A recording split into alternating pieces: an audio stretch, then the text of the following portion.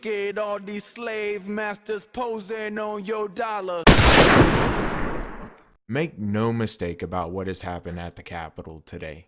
Through years of propaganda and lying meant to profit off the attention of their audiences, we have people committing domestic terrorism under the guise of patriotism, that they're fighting for this country or upholding the ideas of the founding fathers.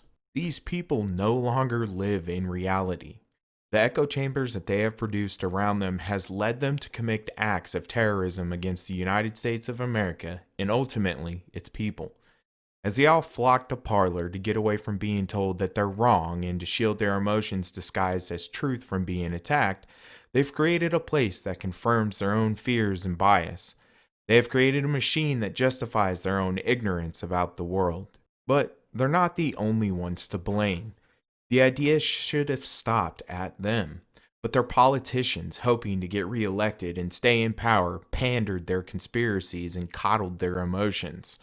A cult of personality formed around Trump, whom is a coward.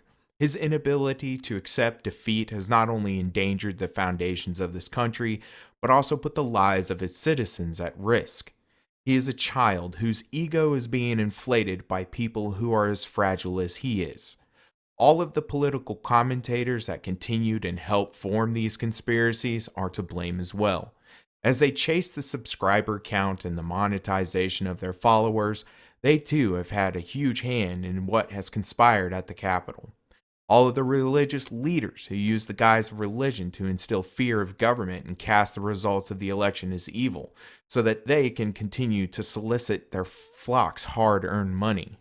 Today is the culmination of all the lies peddled by those that wish to seek power and influence off the fears of everyday people.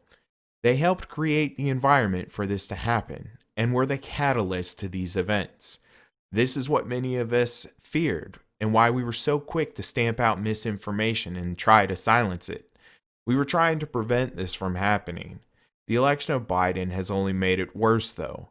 While we may have gotten Trump out of the White House, what Trump has left behind is more serious and dangerous.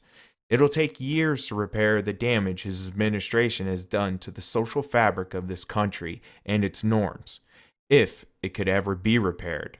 I seriously fear for the future of this country and the future of its citizens.